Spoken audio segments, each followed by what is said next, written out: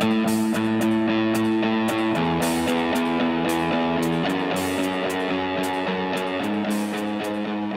friends, we are here at the Lynchburg House of Prayer, Lynchburg, Virginia. I'm here with my really good friend, Jeff Struss, Jeff and Joanna. It'll be 2 years this month that LHOP began here. Just knew one or two people, and it's amazing what the Lord's done. But one of the reasons I've asked you to just come and talk with our video blog here and just doing this is that I believe that part of the reformation that's taken place in the earth is, according to Acts 15, the rebuilding of the tabernacle of David, and we know that is part of the DNA of what the Lord is doing here. So maybe if you just take some time and just kind of explain what it means to you for the rebuilding of the tabernacle of David within the context of a community and a local, local setting of what the Lord's doing. Yeah. I think primarily what God's doing right now is reprioritizing how we do life, and the tabernacle of David is, a awesome picture of every believer having access to the glory of God. And of course, the tabernacle of David was unceasing prayer and worship.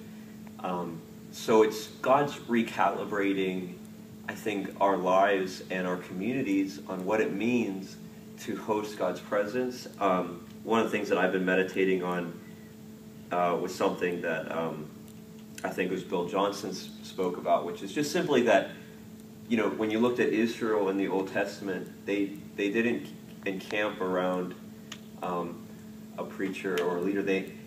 All the tribes camped around the presence. Mm-hmm. And I think that's what God's doing right now, is really teaching us, what does that mean?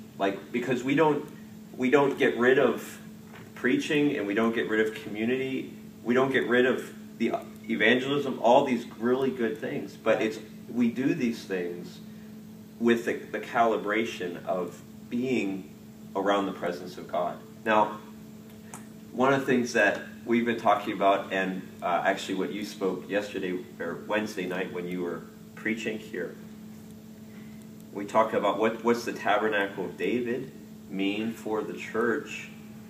Is you actually brought up Enoch entered into a different dispensation, a different reality of the kingdom by faith, right? And then we look at David, who lived under an Old Testament law that actually forbade what he did, which was he busted open the holy place and asked everybody to come in. Okay, he entered into a different dispensation as well, a different reality. And I think God is actually giving us an invitation to break into something so much bigger than what we could possibly think or imagine. I agree. And with this, everything ends, the consummation of all things is heaven comes to earth.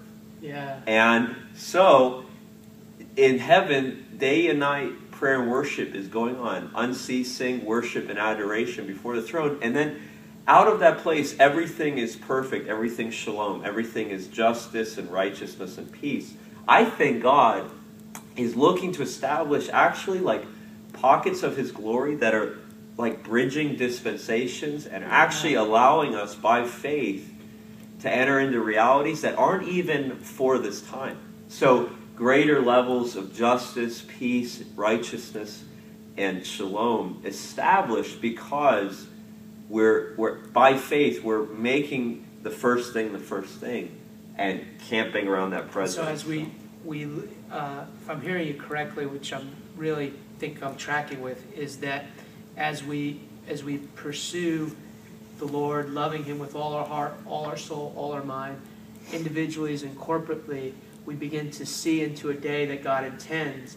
And through our cooperation, through our co-laboring with the Lord, we bring that into this day. Yeah, well, and you said it on Wednesday. It's like, by faith, Enoch obtained the testimony. By faith, he entered into a reality. So it's like, here's this big invitation that God presents to us. So we see a day, we see what's coming. But David saw what was coming, but then he actually entered into it.